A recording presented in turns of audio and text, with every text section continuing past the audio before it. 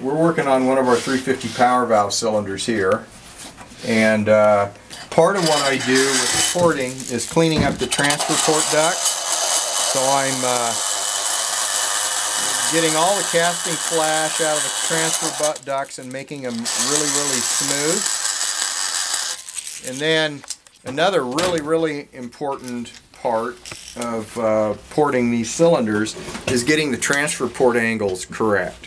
So I have to go into the transfer ports. You can see the die grinder is going into a transfer port right there. That's a transfer port.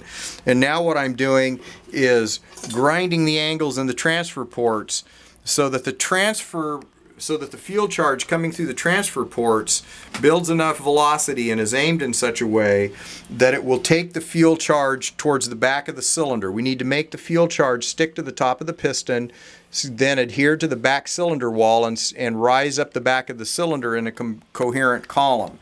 What it really wants to do is sneak out the exhaust port, which is this part right here.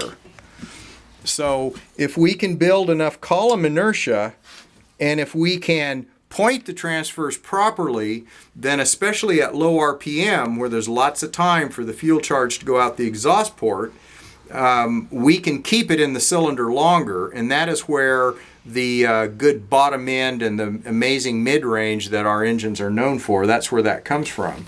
So this is a real careful area of grinding right here. So this is what I'm doing at this point in time. Then the rest of the transfer ports, they also need to be angled properly, and the heights have to be extremely accurate. I use a caliper leg, and I go in here and make sure that I have the height of each one of these ports exactly the same. On some engines we'll stagger the transfer ports, meaning one set of transfer ports may be higher than the other. But for this particular combination, the transfer ports will all open at exactly the same time.